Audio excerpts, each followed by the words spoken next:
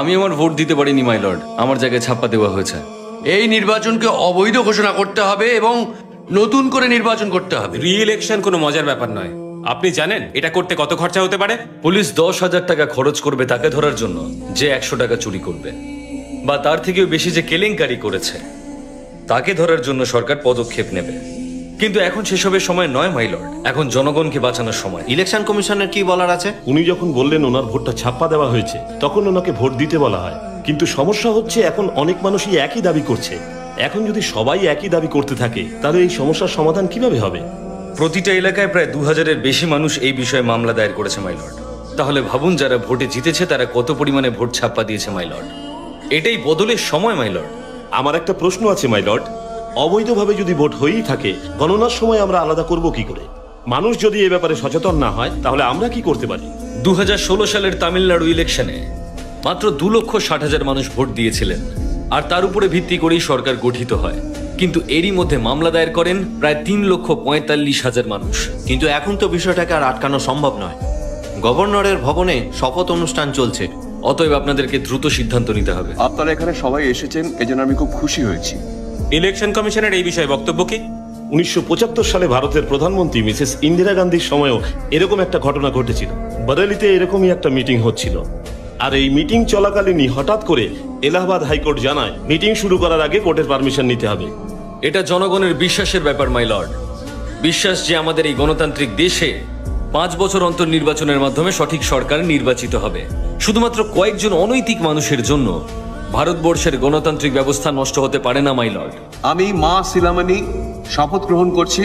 আমি মা শিলামণি শপথ গ্রহণ করছি। আজ থেকে এই দেশের প্রত্যেক স্যার, সিএম এর মিটিং আছে, একটু অপেক্ষা করুন। দয়া করে একটু অপেক্ষা করুন।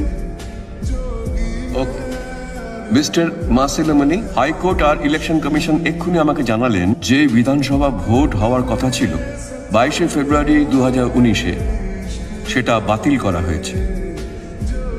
হ্যাঁ?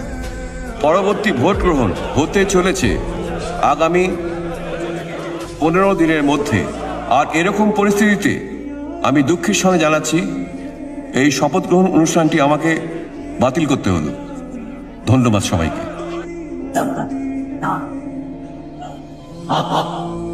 হ্যালো, বল মা। হ্যাঁ, এই তো দিচ্ছি দাদা। মা, কি খবর বাবা? 15 দিন বাদে নির্বাচন হবে, এখন কি করব? গোটা দেশ এই দিকেই তাকিয়ে আছে।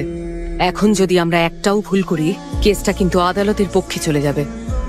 এইবার দাঙ্গা বাঁধাও, সাবধানে। একটাও ভুল হলে আঙুলটা আমাদের দিকেই উঠবে। আর একটা কথা, পরিস্থিতি এমন তৈরি করো যাতে সুন্দর আমেরিকায় ফিরে যায়। 15 দিন পর আবার ইলেকশন হবে, আর এবারে কিন্তু আমাদের কোনো রকম ভুল হলে চলবে না। আর একবার যদি ও আমেরিকায় ফিরে আসে তাহলে আমাদের আর ক্ষতি করতে পারবে না। দাঙ্গা বাঁধানোর জন্য স্কুল কলেজের ছাত্রদের ব্যবহার করো। পরিস্থিতি যেন এতটাই ভয়ঙ্কর হয় যাতে 10 বছর মানুষ মনে রাখে। আমাদের বন্ধু, আমাদের শত্রু সবাই যেন আমাদের ভয় পায়। এমন কিছু করো বাবা যাতে কেউ মাথা তুলে দাঁড়াতে না পারে।